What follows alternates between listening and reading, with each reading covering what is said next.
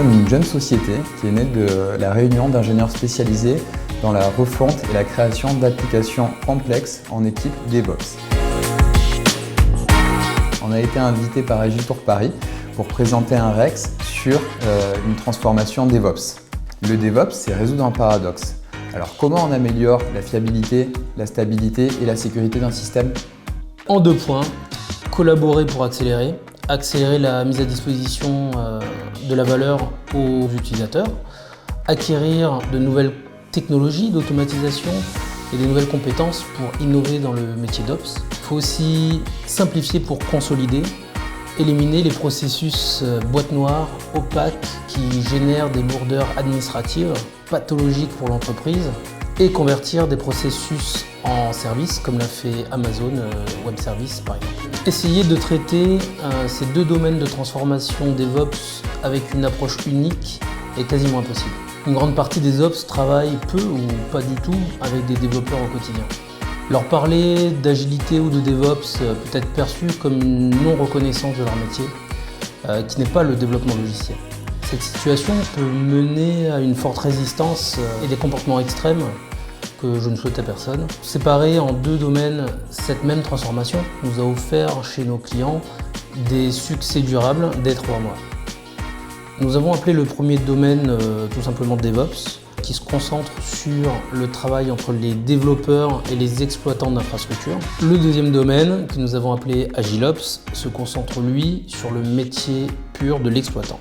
Avec mon expertise de Product Owner, j'aime beaucoup partager, échanger, transmettre ce que nous faisons sur l'agilité, comment on fait passer dans la tête des gens l'agilité d'un dogme à une hygiène de travail.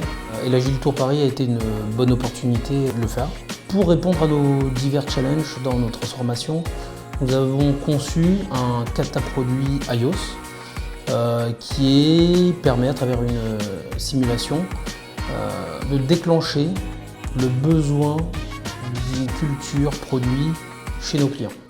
Pour le cataproduit, qui est plutôt immersif, on va plonger les gens dans un exercice, une simulation d'entreprise où ensemble ils doivent répondre à une problématique d'un client.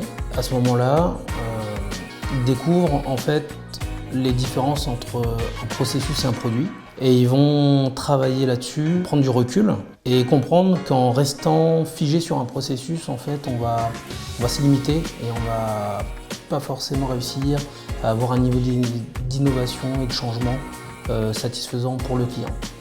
Donc l'exercice consiste vraiment à mettre les gens dans leur état naturel, donc ils vont faire ce qu'ils ont l'habitude de faire, travailler sur ce processus-là, essayer de l'améliorer.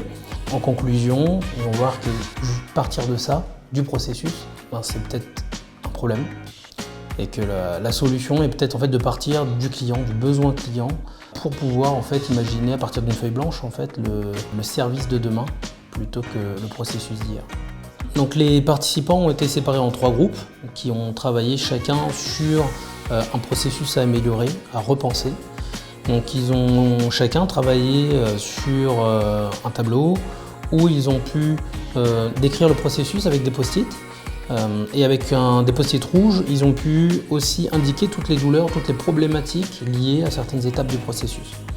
À partir de là, on a pu engager une réflexion sur l'amélioration de ce processus, sur la simplification de celui-ci et voir en fait est-ce qu'on arrivait en fait à représenter ce processus tel qu'il est vraiment. Et ce qu'on voit, c'est qu'il y a des débats, les gens ne sont pas forcément d'accord et justement ça fait partie des pièges de l'exercice.